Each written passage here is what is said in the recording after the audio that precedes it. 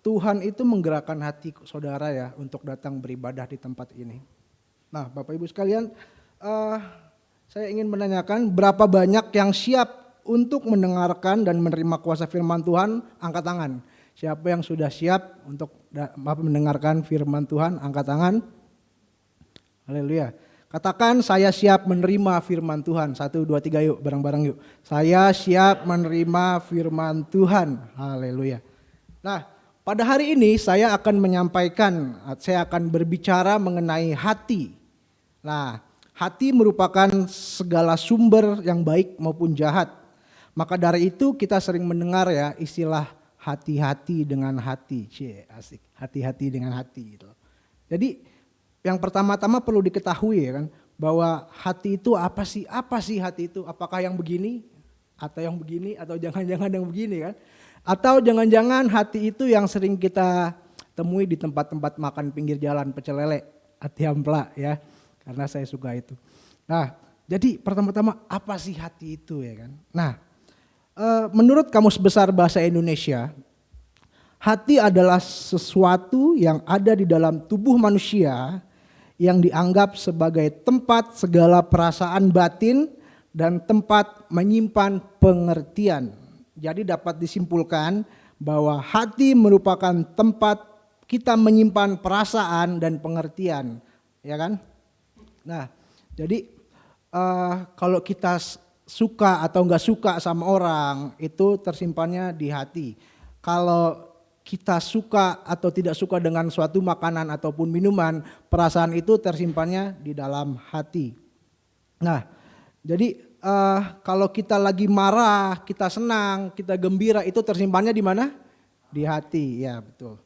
Nah, jadi enggak hanya itu ya, tadi kata KBBI itu, hati adalah tempat menyimpan pengertian.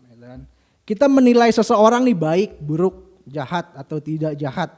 Itu tersimpannya di hati juga gitu kan. Kita dapat memahami segala sesuatu, baik itu pelajaran di sekolah, mungkin di kuliah atau dalam pekerjaan, itu juga dapat tersimpan di dalam hati. Nah, apa sih yang Alkitab katakan dengan hati ini kan? Nah, mari kita buka di dalam Amsal 4 ayat 23. Amsal 4 ayat 23.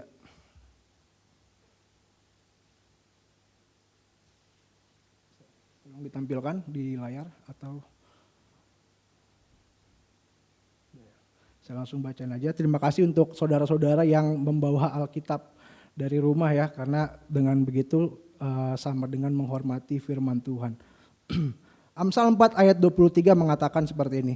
Peliharalah hatimu dengan segala kewaspadaan, karena dari situlah pancaran-pancaran kehidupan, katanya kan. Nah, jadi ketika saya lagi cari-cari ini apa sih ini kata pelihara, ini kata hati, ini apa sih yang Alkitab katakan tentang hati. Saya menemukan sesuatu yang sangat luar biasa gitu loh. Jadi kata pelihara ini sebenarnya berasal bahasa Ibraninya, bahasa aslinya adalah natsar ya, natsar. Jadi sebetulnya terjemahan yang paling tepat adalah lestarikanlah. Kalau di sini di Alkitab kita pakai peliharalah, tapi ketika saya cari maknanya, itu katanya yang paling tepat ada lestarikanlah, bukan peliharalah. Karena menurut saya pelihara itu berbeda makna dengan lestarikanlah gitu loh. Berbeda tingkat tanggung jawabnya gitu kan. Jadi maka dari itu lestarikanlah itu lebih kita menjaga dengan lebih sangat sungguh-sungguh lagi gitu loh. Nah, maka dari itu kalau kita buka Alkitab terjemahan LAI, dia menggunakan kata jagalah. Nah, kata jagalah ini sejajar ya dengan kewaspadaan. Kalau saudara sekalian lihat, peliharalah hatimu dengan segala kewaspadaan. Nah, ketika saya lagi cari juga kata kewaspadaan ini, saya menemukan suatu hal yang sangat luar biasa ya. Jadi kata kewaspadaan ini dalam bahasa aslinya menggunakan kata mishmar. Mishmar itu artinya apa sih? Nah, saya pertama bingung nih, loh kok ini artinya penjara loh.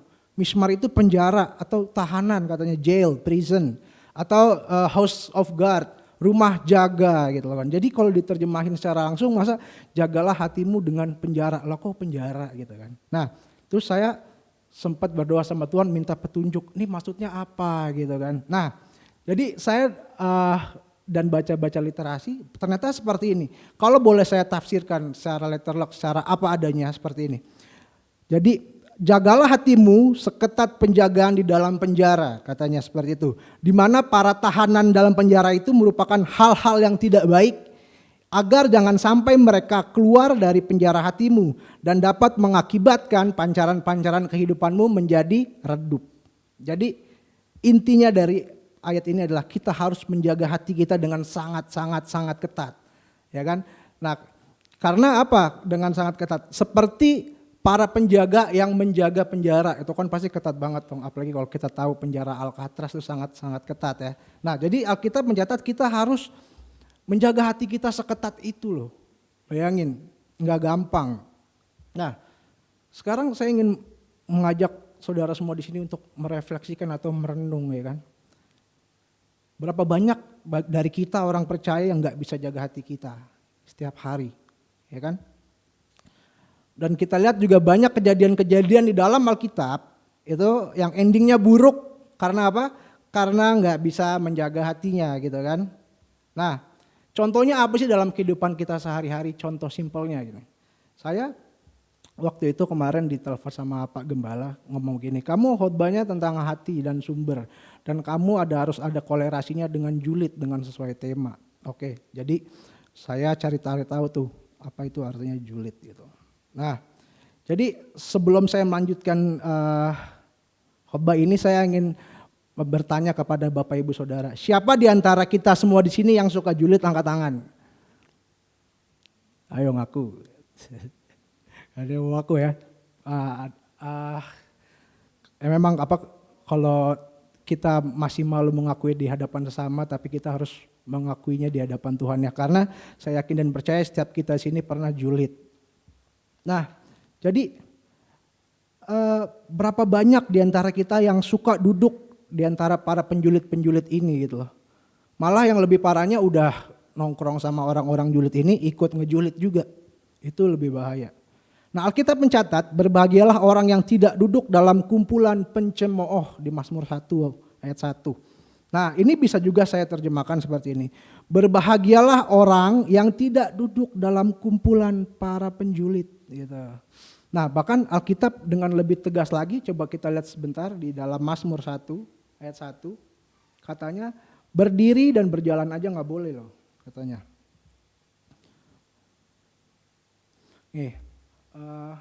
Mazmur 1 ayat 1. Berbahagialah orang yang tidak berjalan menurut nasihat orang fasik dan tidak berdiri di jalan orang berdosa dan tidak duduk dalam kumpulan pencemooh. Tuh, saya garis bawahi, pencemooh itu adalah julid. Karena orang julid cenderung suka mencemooh orang yang enggak ada di situ ya.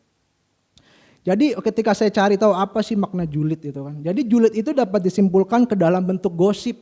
Nah, gosip juga julid ya. Nah, karena di mana kita ngejulit itu melibatkan percakapan antara dua orang atau lebih, biasanya ngomongin orang yang nggak ada di sekitarnya dia tuh. Biasanya pakai kata-kata kuncinya, tahu nggak sih gitu. Terus dijawab lagi, iya tahu, si A begini, si A begitu. Dan biasanya tuh asumsi-asumsi yang belum tentu benar yang keluar dari mulut para penjulit-penjulit ini. Nah, apa sih kata Alkitab itu tentang julid? Nah, dalam Alkitab gosip atau julid dikategorikan sebagai salah satu kebiasaan buruk yang harus dihindari. Nah, walaupun yang dibicarakan benar, tetapi pasti menimbulkan prasangka buruk terhadap sesama kita, gitu kan. Walaupun si B itu begini-begini, benar, memang benar, tapi itu menjadikan kita berprasangka buruk tentang orang yang kita omongin, gitu kan. Nah, itu yang nggak boleh Alkitab katakan. Kenapa nggak boleh? Saya menyimpulkan secara ringkas menjadi 3 bagian. Kenapa sih kita nggak boleh julid? Yang pertama di dalam Yakobus 1 ayat 26 tertulis bahwa kalau orang tidak mengendalikan lidah atau tidak mengekang lidah, itu ibadah kita sia-sia Bapak Ibu.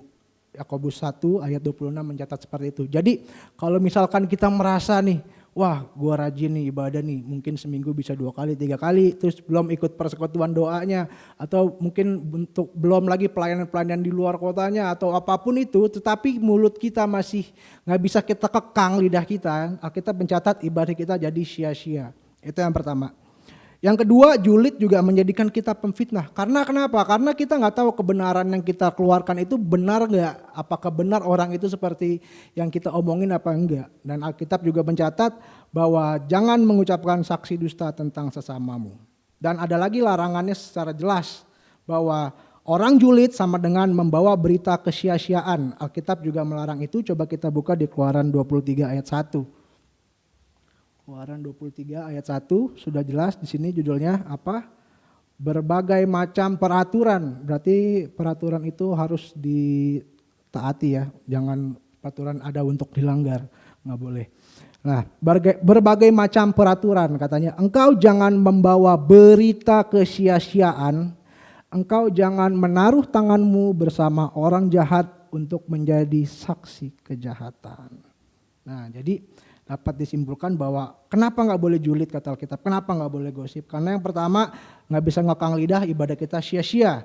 Yang kedua, julid sama dengan memfitnah orang, bisa terjerumus ke dalam dosa fitnah. Yang ketiga, jangan membawa berita kesia-siaan. Nah, jadi ketika saya lagi cari juga bahan-bahan ini, saya teringat satu cerita tentang Sokrates ya. Nah, Sokrates ini merupakan seorang filsuf yang paling bijaksana menurut sejarah. Nah, beliau ini adalah guru daripada Plato dan Aristoteles. Kita sering mendengar ya bahwa Plato dan Aristoteles karyanya juga sangat luar biasa untuk peradaban dunia ini. Jadi ceritanya seperti ini. Konon waktu suatu hari temannya Sokrates datang nih ke Sokrates. Cuk datang. Terus temannya ngomong, tes. Ngomongin Sokrates gitu kan. Tahu nggak sih lu katanya. Temen lu nih katanya. Terus temannya mau lanjutin percakapannya, kata Sokrates, wait sebentar dulu, sabar dulu, bentar. Sebelum Anda menyampaikan suatu berita kepada saya akan memberikan namanya triple test filter atau 3 filter untuk tes sebelum dia memberikan informasi kepada Sokrates. Yang pertama, kan tadi kan temannya mau nyinyirin temannya lagi kan katanya. Yang pertama tentang kebenaran. Sokrates ngomong gini, apakah Anda yakin apa yang Anda sampaikan itu benar-benar benar atau valid gak? Apakah Anda yakin informasi yang ingin Anda sampaikan itu adalah benar-benar Anda dengar, benar-benar Anda alami secara langsung? Terus temannya ngejawab, enggak sih, katanya gitu. Saya dengar dari orang gitu katanya. Oke, kalau begitu kesimpulannya jadi Anda tidak yakin berita itu benar, ya. Oke, kalau gitu masih ada 2 tes lagi nih kata Sokrates. Kalau dari satu di antara 3 ini tesnya berhasil, dia boleh ngasih tahu tentang temannya itu. Lalu yang kedua kata Sokrates, kebaikan. Katanya gini, apakah Anda yang katakan tentang teman saya itu kebaikan atau keburukan? Gitu kan. Terus temannya menjawab, bukan kebaikan sih, malah keburukan, dia bilang gitu kan. Nah, kata Sokrates, Anda mau menceritakan sesuatu yang buruk tentang dia, terus terlebih lagi Anda nggak tahu nih itu benar apa enggak, ya kan? Oke, Sokrates kan bijaksana katanya kan. Dia masih mencoba untuk meyakinkan temannya. Oke, satu lagi nih, kalau tes ini lolos, oke deh, you cerita deh sama saya gitu kan. Nah, yang ketiga adalah kegunaan. Nah, Sokrates bilang gini, apakah yang Anda katakan tentang teman saya yang buruk itu yang Anda nggak tahu informasinya benar apa enggak, itu ada gunanya nggak buat saya? Temannya bilang, oh iya enggak juga katanya. Cuman pengen nyinyir aja sih, pengen gibah aja gitu kata temannya kan. Saya tahu mungkin dulu saya juga suka nyinyir ya orangnya, karena nyinyir itu enak sih sebenarnya kan, memuaskan hasrat kita, tapi itu nggak boleh ya. Nah, jadi yang ingin saya sampaikan adalah cerita di atas itu adalah sebagai praktis yang simple untuk kita ketika kita dapat berita dari seseorang itu kita memfilter, bagus gak nih beritanya, buruk apa enggak nih, ya kan. Udah gitu kegunaannya apa buat saya, ya kan. Nah, kalau ketiga-tiganya itu tidak ada, lebih baik kita tidak menyebarluaskan berita yang gak penting itu. Jadi kesimpulannya seperti itu ya. Yang pertama, benar gak infonya, benar-benar valid apa enggak. Kedua, berita baik apa berita buruk. Yang ketiga, gunanya apa nih buat saya nih. Kalau ada gunanya silakan di-share. Atau itu juga dengan hati-hati ya. Jadi sudah pasti katanya, saya menyimpulkan, Alkitab juga mengatakan pasti orang yang julid itu gak bisa jaga hati gitu kan. Sudah pasti, karena dia ngelos terus, gak bisa ngerem apa yang ada dalam hati dia. Lalu selanjutnya mengenai masalah hati, Alkitab juga mencatat ya, apa yang keluar dari mulut berasal dari hati. Dan itulah yang menajiskan orang. Jadi kalau hati sudah bermasalah, kalau hati kita sudah bermasalah, apapun yang terlihat pasti salah. Wah, apapun udah benar pasti salah. Ada ceritanya nih. Ada pendeta yang khotbahnya lama banget ya kan. Terus ada pendeta yang kebanyakan ngutip ayat sana sini. Atau ada yang pendeta yang khotbahnya nyelekit, sakit nih. Nah pasti orang yang bermasalah itu ngomong gini, ini pendeta lama banget nih khotbahnya, gue udah ngantuk nih, gue udah lapar nih. Terus mungkin ada yang ngomong gini, lama banget nih khotbahnya nih, gue kan pengen ke mall ya kan, mau makan nasi campur gitu kan. Nah itulah orang yang bermasalah hatinya. Lalu selanjutnya pendeta yang banyak ngutip ayat, ini pendeta ngomong apa sih ayatnya, menclok sana, menclok sini, gue gak ngerti dah. Mendingan khotbahnya tuh yang enak-enak aja kan, khotbah tentang berkat kek, atau khotbah tentang yang menyenangkan hati lah seperti itu ya. Lalu katanya pendeta yang khotbahnya nyelekit juga. Ini kenapa saya bisa ngomong gini, dulu saya ngalamin karena saya pelaku juga kan. Ketika ada khotbah, kan dulu saya bergereja sama teman-teman saya nih, yang kurang lebih saya tahu sikap-sikap teman saya. Ketika ada khotbah yang nyindir-nyindir gitu, sebenarnya kena tuh kepada saya. Terus saya langsung nunjuk orang, wah nih sifat orang itu nih sifat orang ini nih, ini sifat orang ini. Udah kebal dari teguran Tuhan. Nah itu yang paling bahaya ya kan. Nah jadi sebenarnya kalau hati bermasalah apapun pasti salah deh. Coba kita bandingin kalau misalkan hatinya baik gitu loh. Kita mempunyai hati yang bersih ya kan. Misalkan ada pendeta khotbahnya lama, dia langsung mikirnya pasti begini. Oh, roh saya dikenyangkan oleh firman Tuhan, asik, dicatat lah. Terus, banyak ngutip ayat nih. Oh, saya jadi tambah memahami kolerasinya ayat per ayat, dicatat sama dia nih. Terus kalau pendeta khotbahnya nyelekit, kena gitu, pasti dia ngomongnya, waduh terima kasih Tuhan, saya bersyukur Engkau masih berbicara kepada saya. Jadi tergantung dari mindset hati kita ya, mau buruk atau baik itu kita sebenarnya bisa mengkontrol atau memfilter itu. Nah, jadi saya mau katakan sekali lagi, kenapa sih Alkitab mengatakan, tadi kan balik lagi ke ayat Amsal itu, kenapa kita harus menjaga hati kita seperti para penjaga menjaga tahanan dalam penjara, ketat gitu kan katanya.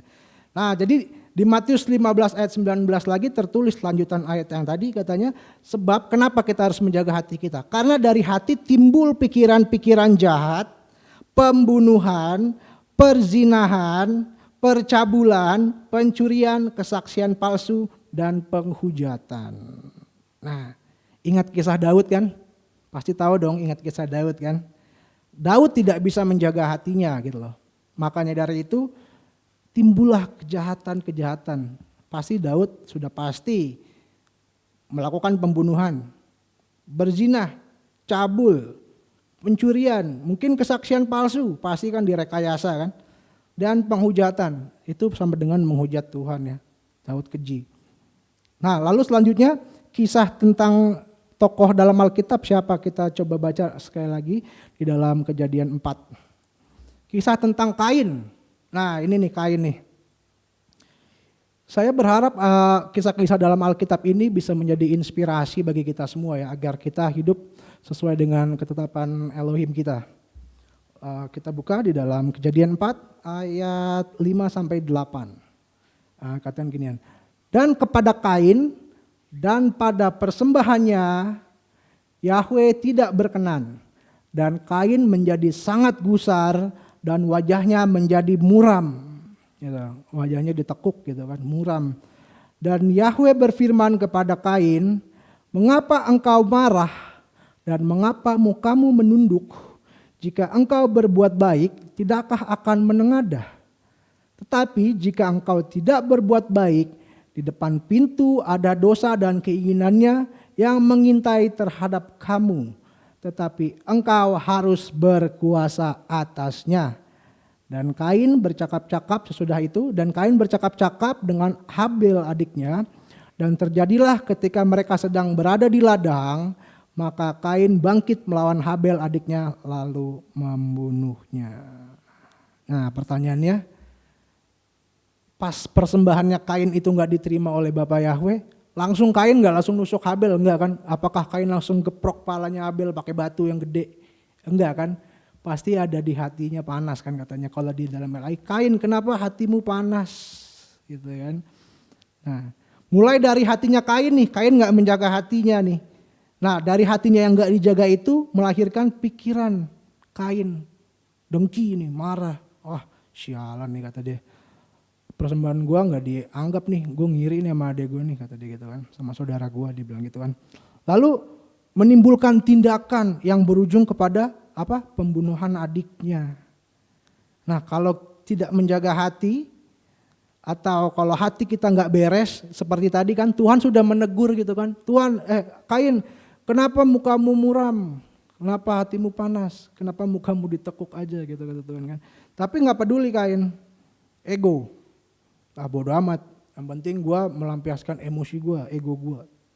Nah, jadi kalau Kain menjaga hatinya, saya yakin pasti nggak membunuh adiknya. Kalau Kain bisa menjaga hatinya dan dia tunduk sama Yahweh, pasti dia tidak membunuh adiknya.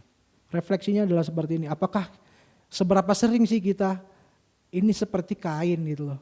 Tuhan sebenarnya ketika kita sedang ada masalah apapun gitu, sebenarnya kan hati kecil kita ngomong, Tuhan ngomong kan. Nah, apakah kita mau mendengar, apa kita mau melakukan hanya dengan egois kita aja gitu loh. Nah, jadi sebenarnya kalau kita perhatikan perkataan, perbuatan, apapun itu yang keluar dari kita, sebenarnya sebelum itu terjadi, itu diproses dulu kan di dalam hati kita kan. Nah, kita tergantung kita bisa menjaganya apa enggak. Sebenarnya kita punya otoritas nih untuk mengeluarkan mau yang baik atau yang buruk. Nah, sedangkan Yahweh Elohim memerintahkan untuk katanya engkau harus berkuasa atas dosa itu. Ketika hati kita bergejolak nih untuk mau melakukan dosa apa enggak nih, kita bisa menjaga hati kita apa enggak nih, tergantung dari kitanya. Dan Alkitab juga mencatat berjaga-jagalah dan berdoalah. Nah, kita mau enggak nih membiarkan dosa kita kuasai, kita mengekang dosa itu atau dosa menguasai kita menuhin ego kita doang. Nah, masing-masing dari kita merefleksikan hal ini. Nah, jadi saya percaya ya melalui firman ini Tuhan berbicara kepada kita semua gitu loh. Kepada saya, kepada saudara gitu loh kan. Coba kita renungin deh, kita selama ini sudah hidup menjaga hati kita enggak? Mengekang hati kita enggak? Apakah kita ngelos atau sedikit-sedikit julid atau apapun itu karena kita tidak mengekang hati kita? Coba kita sebentar merenung deh. Nah, lalu selanjutnya kalau kita sering mendengar juga ya banyak zaman sekarang kasus yang aneh-aneh karena masalah sepele gitu loh. Saya pernah mendengar kasus seorang pemuda tidak dibelikan rokok sama orang tuanya dan yang mengakibatkan pembakaran rumah orang tuanya. Terus banyak pembunuhan karena hal sepele, minta motor nggak dibeliin, ya kan langsung dibunuh. Apapun itu sebenarnya sumbernya hanya satu. Mereka tidak bisa menjaga hatinya mereka. Dari hati dulu. Lalu selanjutnya yang kedua, kenapa Alkitab mengatakan kita harus menjaga hati kita dengan segala kewaspadaan? Karena kalau nggak dijaga dengan kewaspadaan, hati kita itu bisa berubah. Mudah sekali manusia itu hatinya berubah. Hari ini kita baik hati, hari ini kita sering memberi gitu. Hari ini kita tidak iri hati, besok belum tentu. Hari ini kita nggak ngerokok misalkan nih, hari ini kita nggak mabuk-mabukan, besok belum tentu saudara. Ya kan, saya banyak teman saya yang dari awalnya dulu dia mungkin tidak merokok, tapi semenjak ketemu tiba-tiba dia sudah jauh sekali lebih nggak benar hidupnya gitu. Karena apa? Karena hati ini bisa gampang sekali berubah ya kalau kita tidak membiarkan Roh Kudus yang memimpin, hati ini gampang banget berubah. Misalkan sebagai contoh lain, orang yang suka memberi nih misalkan kepada saudara-saudaranya. Ketika dia minta feedback, tapi feedbacknya gak enak, langsung kecewa kan. Langsung udah sekalian aja gue udah pelit gitu loh. Sekalian aja lah gue gak mau bantu saudara-saudara, misalkan seperti itu. Jadi memang hati manusia itu gampang sekali berubah. Lalu Alkitab juga mengatakan kisah Raja Hizkia. Ya kan? Raja Hizkia merupakan salah satu tokoh raja yang terkenal ya, kalau saya baca. Itu termasuk 10 raja terkaya dalam perjanjian lama, itu adalah Raja Hizkia. Nah, karya-karya Hizkia antara lain adalah membuka bait suci, membuka bait Elohim lagi yang ditutup sama bapaknya gitu. Bapaknya mendirikan kuil-kuil berhala, itu dihancurin sama Hizkia, dan Hizkia membangun bait Elohim, bait Yahweh lagi, merenovasi, merevitalisasi gitu kan. Terus patung ular tembaga yang dibikin Musa juga dihancurin sama Hizkia, katanya itu adalah berhala gitu kan. Kemudian dicatat juga dalam Tawarik, Hizkia juga sangat mengandalkan Yahweh. Ketika Yehuda diancam oleh Raja Asyur, Hizkia berdoa kepada Tuhan. Dia berdoa bersama Nabi Yesaya. Lalu ketika menghadapi musuh pun, Hizkia mengandalkan kekuatan Yahweh. Ia tidak mengandalkan kekuatannya sendiri. Dan ketika sakit, Hizkia memohon kepada Yahweh. Lalu pada akhirnya apa? Yuk kita sama-sama buka yuk. Di dalam 2 Tawarik 32 ayat 25. 2 Tawarik 32 ayat 25. Kan sudah jelas Hizkia itu hebat banget gitu. Karya-karyanya untuk Tuhan, untuk kemuliaan Elohim. Nah, 2 Tawarik 32 ayat 25. Dan Hizkia tidak berbalik sesuai dengan kebaikan yang dilakukan kepadanya, karena hatinya telah menjadi angkuh, sombong, jumawa ya kan. Sehingga terjadilah murka ke atasnya dan ke atas Yehuda serta ke atas Yerusalem. Nah, sudah kita lihat bahwa Hizkia yang tadinya begitu taat, begitu takut akan Elohim, apa yang terjadi? Hatinya tidak dijaga dan ia menjadi angkuh, katanya kan. Nah, hal ini membuktikan bahwa hati manusia pasti cenderung bisa berubah atau mudah berubah. Karena tadi saya katakan banyak faktor-faktor X yang bisa membuat hati kita berubah. Nah, jadi dikatakan apa? Orang yang gak jaga hati, awalnya orang cinta Tuhan atau mungkin orang yang suka memberi, terus orang yang awalnya taat sama Tuhan, orang yang selalu mengandalkan Tuhan, bisa jatuh juga ke dalam dosa ya kan. Nih, pertanyaannya seperti ini. Kalau penyakit dosa itu bisa menjangkiti Hizkia yang begitu hebat karyanya untuk Elohim, nah itu artinya kita juga berpotensi jatuh seperti Hizkia. Ya kan? Kita ini pasti pernah jatuh dan bisa jatuh, tidak menutup kemungkinan kita akan jatuh lagi. Tapi yang paling terpenting apa sih? Kenapa di sini saya mengambil contoh Hizkia dan Kain? Karena terdapat dua tindakan yang sangat berbeda satu antara lainnya. Hizkia di dalam ayat 26 dikatakan, dan Hizkia merendahkan diri dari keangkuhan hatinya, dia sadar. Dia dan rakyat Yerusalem dan murka Yahweh tidak menimpa mereka pada masa Hizkia. Itu bedanya. Kain masa bodoh, ya kan? Ego gua nih.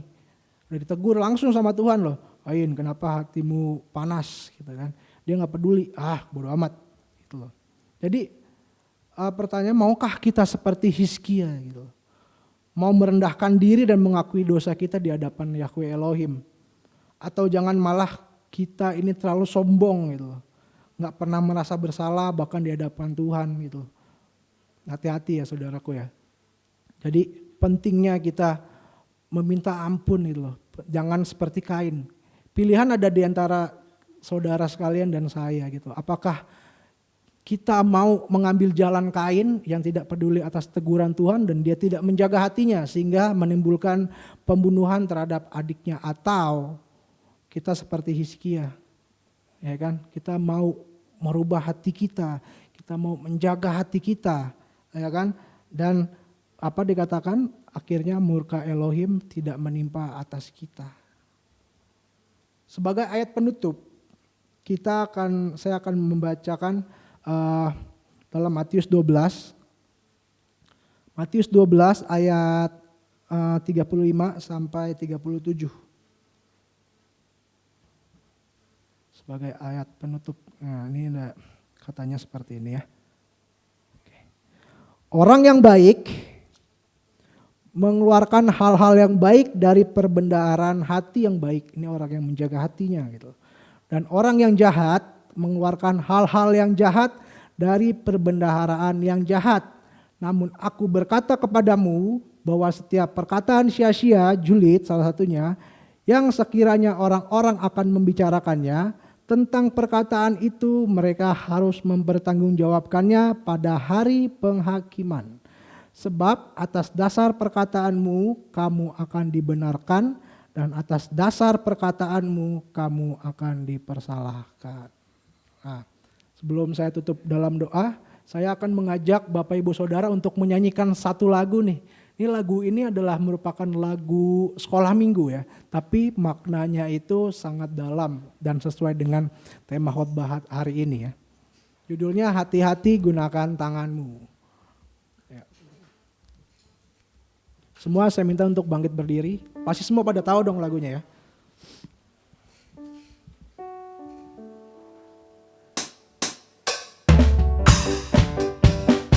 Tepuk tangan ya.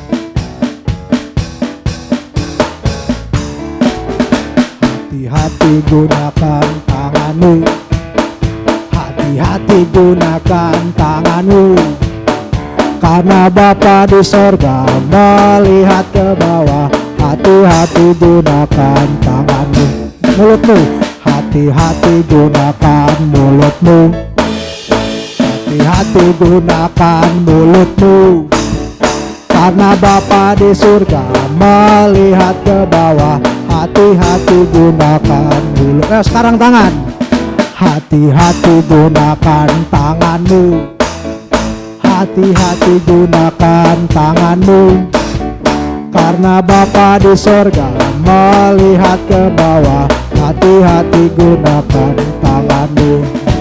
Nah sekarang kita merenungkan dengan menyanyikan lagunya, kita ganti dengan hati-hati gunakan hatimu ya. Hati gunakan hatimu, hati-hati gunakan hatimu, karena Bapa di sorga melihat ke bawah. Hati-hati gunakan hatimu. Sekali lagi. Hati-hati gunakan hatimu, hati-hati gunakan hatiku, karena Bapa di sorga melihat ke bawah. Hati-hati gunakan hatiku. Jadi lagu ini sebenarnya sangat simpel ya, tapi sebenarnya maknanya sangat dalam ya kan. Hati-hati gunakan hatimu, karena Bapa di sorga itu seperti CCTV seluruh dunia ini kan. Apapun yang kita lakukan, apapun yang kita perbuat, Dia mengetahuinya. Maka dari itu hati-hatilah menggunakan apapun yang diberikan oleh Tuhan kepada kita. Oke, saya persilakan untuk duduk dan saya akan tutup khotbah ini dengan doa.